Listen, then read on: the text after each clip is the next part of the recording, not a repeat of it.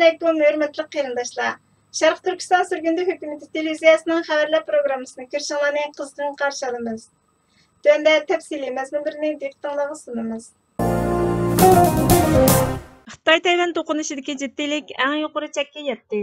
Amerika Avam palatasining boshlig'i Nancy Pelosining Tayvanni ziyorat qilganligi to'g'risidagi xabar tarqalgandan keyin Xitoy o'sharlikni o'stirdi.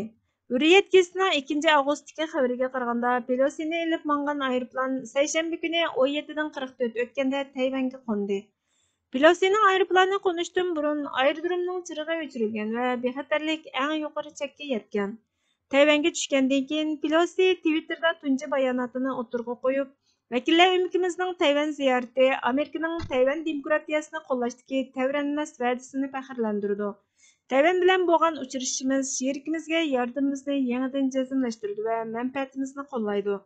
Dunyo mustabidlik bilan demokratiya o'tirisidagi tanlashga duch kelgachga Amerikaning 23 million Tayvanlik bilan bo'lgan ittifoqligi bugun har doimgidan texmi muhim dedi. Pelosining aeroplanni qo'nib necha minut o'tgandan keyin Xitoy bayonot e'lon qilib, Amerikaning Tayvandagi harakatini intayin xatarli deb tasvirladi. Tayvan balkim Xitoyning tajovuzchiligiga qarshi tayyorligini davomlashtirayotganda Beijing hukumati kurashchi aeroplanlarining uchishini buyruq qildi.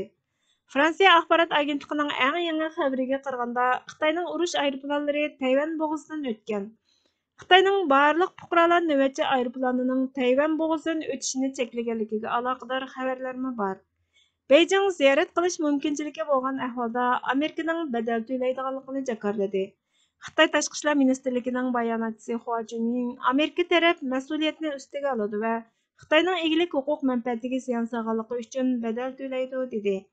Kreml sarayining bayonotchisi Dmitriy Peskov Amerika Avam palatasining boshlig'i Nancy Pelosining Tayvanga qilgan ziyorati ig'vogarchilikdan iborat dedi. Amerika dengiz armiyasining bir amaldori Ronald Reagan paraxotining Janubiy dengizdan o'tganligini va hozir Tayvanning sharqidagi Filippin dengizida ekanligini dalilladi. Al Jazeera televiziyasi Amerikaning 4 urush paraxoti Tayvanning sharqidagi suvda o'rin oldi dedi. Hokimiyat beshidagi Xitoy Kompartiyasining zuvandan biri bo'lgan Yer shari vaqt gazetining sobiq bosh muharriri Hu Shijin Twitter hisobida bizning kurashchi aeroplanlarimiz cho'qim barliq majburlash taktikasini qo'llanishi kerak. Agar bular yanada yetarlik bo'lmasa, menimcha ularning Pelosining aeroplanini etib tashlashi muvaffaq degan.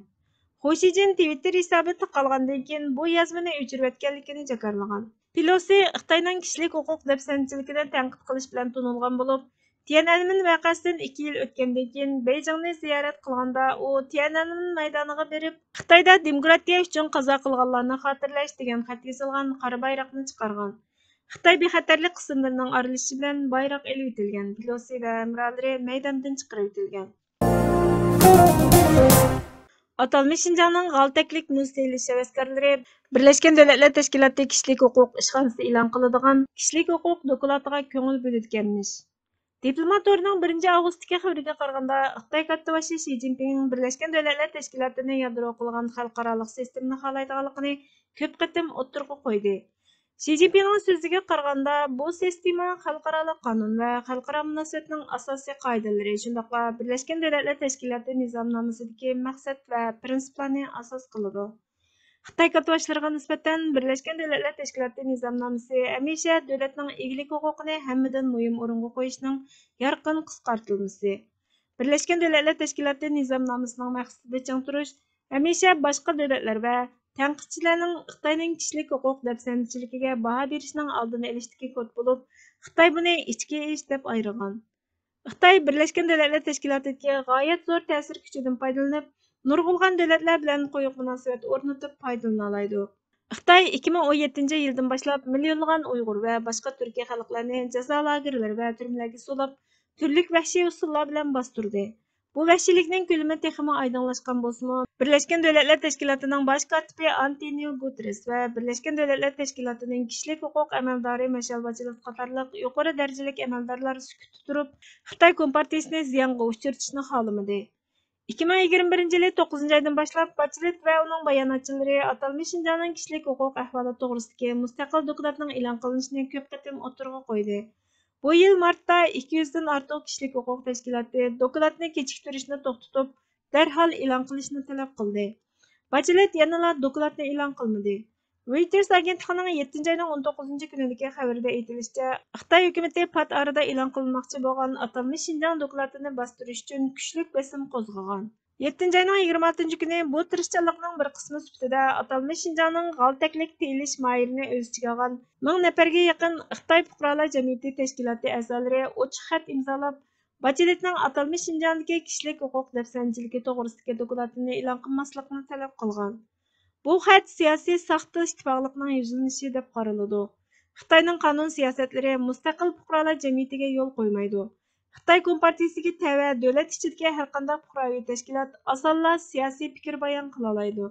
Ularning boshqacha yo'l tutish huquqi yo'q. Shunga Xitoydagi bir qancha jamiyatlarning 900 nafardan ortiq a'zosi Birlashgan Davlatlar Tashkilotiga murojaat qilgan. Bu xat Xitoy hukumatining Sharq Turkistonda Xitoyning vahshiy irqiy qirg'inchiligiga uchrayotgan Uyg'ur va boshqa Turkiya xalqlariga aloqador Birlashgan Davlatlar Tashkiloti e'lon qiladigan dokladni bostirishga tirishganligini tushuntirdi. Sharq Turkistondagi millionlagan ziyonkashlikka uchraguvchilar va ularning oila tabobatlari adolatni talab qilmoqda. Birlashgan Davlatlar Tashkiloti kishilik huquq ishxonasining atalmish Şinjan dokladini e'lon qilishi Xitoy hukumatining atalmish Şinjandagi vahshiy faktlarning xotirlanishi va arxivlanishi orqali adolatga kafolatlik qilishdagi muhim bir qadamdir. Xitoy Tashqi ishlar ministrligining O'rta Osiyo ziyorati ishonchga to'lgan. EuroAsia Network'ning 1 avgustdagi xabariga qaraganda, Xitoy Tashqi ishlar ministri Wang Yi bu hafta O'rta Osiyo ziyorati jarayonida Xitoyning eng qiyin vaqtlarda ishonchli, keng qusoq, mard bir sherik ekanligini aytgan. Xitoy bayonotchisi Zhao Lijian 26 iyul kuni muxbirlarga bergan bayonotida O'rta Osiyoning turli ichki va sirtqi omillar sababidan yangi xirislarga duch kelayotganligini aytdi. Wang'ning tunji bekiti O'zbekistonning poytaxti Toshkent bo'lib, u 26-iyuldan 29-iyulgacha Shanxay hamkorlik tashkilotiga a'zo davlatlar tashqi ishlar ministrlarining yig'iniga qatnashgan. Rossiya tashqi ishlar ministri Sergey Lavrovmo yig'inga qatnashgan bo'lib, muxbirlarga Moskvaning Beyjingning bir Xitoy prinsipida ching turadiganligini, Tayvanning davlat qurish talabini rad qilganligini aytdi. Bu so'zlar Beyjing va Moskva boshchiligidagi gruppa Shanxay hamkorlik tashkiloti tomonidan qarshi olindi. Wang Yi 29-iyul kuni Beyjingning O'zbekistonning egilik huquqi va muqimligini qo'g'dash tirishchiligini har qanday tashqi kuchning ichki ishlariga aralashishiga qarshi turadiganligini aytdi. Xitoy hukumati bu xil bayonotni e'lon qilish orqali g'arb hukumatlarining qo'llangan pozitsiyasidan farqlanmoqchi bo'lyotidi. Masalan, Qoraqalpog'istonda yuz bergan ishlardan keyin Yevropa birlashmasi zo'ravonlik voqealarini ochiq va mustaqil tekshirishni talab qildi. Wang Qirg'izistonda texnik qizg'in qarshi olindi. Qirg'iziston prezidenti Sadir Japarov Bishkekning Beyjingni xalqaro sahnadagi asosli iqtisodiy hamrohi deb qaraydiganligini, bu ziyoratning Qirg'iziston-Xitoy munosabatidagi yorqin tarixiy obida bo'lib qolganligini aytdi. Rossiya yana Qirg'iziston iqtisodida yetakchi o'rinni saqlab keldi. 2020-yili Rossiya va Qirg'iziston 2 milliard 500 million dollarlik savdo qilgan. Xitoy bilan bo'lgan ikki taraflik savdo summasi 1 milliard 500 million dollar bo'lgan. Hozir Qirg'izistonning Xitoyga qarzi 1 milliard 800 million dollarga yaqinlashgan. Qirg'iziston rahbarligi Xitoyning kelgusi gullanishini ilgari surganligiga qarata samimiy. Japarov Wang bilan ko'rishgandan keyin muxbirlarga Qirg'iziston hukumatining taraqqiyot strategiyasining Xitoyning bir balvoq bir yo'l tashabbusi bilan moslashtirilayotganligini aytdi. Japarov 9-oyda O'zbekistonning Samarqand shahrida o'tkazilmoqchi bo'lgan Shanxay hamkorlik tashkiloti boshliqlar yig'inida Xitoy, Qirg'iziston, O'zbekiston temir yo'li kelishimining imzolanishi mumkinligini o'tirg'a qo'ydi. Dushanbaning 2022-yilning beshidagi 3 milliard 300 million dollar qarzining 60%, ya'ni Xitoy Import-Eksport bankasiga 1 milliard 980 million dollar qarzi bor. Tojikiston prezidenti Emomali Rahmon 8-oyning 1-kuni har xil shakldagi qo'yiq, ko'p tarafli munosabatning texmi cho'nqirlashishini ko'rishini xohlaydiganligini aytdi. Qirg'izistonga o'xshash savdo miqdorini asliga keltirish Tojikistonning muhim nuqtasi deb qaraldi. Statistikalik sonliq ma'lumotda ko'rsatilishicha, bu yilning oldingi yarmida ikki taraflik savdo obroti o'xshash mazgildagidan 82% ga yaqin oshgan. Rahmon ishxonasi o'rtaq qadam tashlab, savdo qadamini oshirish kerakligini aytdi. Sharq Turkiston surgundi hukumati Twitter hisobidan buningga inkos qaytirib, O'rta Osiyo jumhuriyatlari ahmoqlarcha Xitoyning quchog'ida o'tirish orqali mustamlikchilik va milliy egilik huquqining yo'qilishiga qarab mengotidi.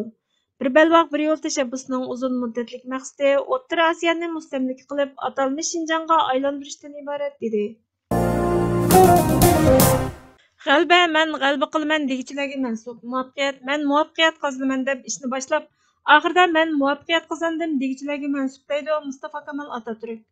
G'alaba muvaffaqiyat o'zligidan insonga nisb bo'lib qolmaydi. Faqat buning uchun kuchlik iroda bilan o'zliksiz tirishib, to'lashga tegishli badalni to'lagan vaqtda andan nisb bo'ladi. Hech bir ish qulay vujudga chiqmaydi. Vatanning mustaqilligini qo'lga keltirish texmi shundoq. O'zliksiz izdanish, ter iqitish, zo'rur tepilganda qon iqitish badaliga keladi. Mushaqqatdan qochgan inson shon sharafini qo'g'dab yashashga muyassar bo'lolmaydi. Zolimdan shafqat, marhamat kutish, zolimning maytini etishdan qo'rqish, taslimchilik, qulluq, nomusdir.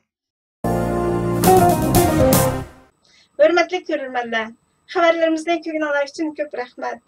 Kelər qitimki proqramımız görüşkəcə Allah'a emanet bolğaysızlar.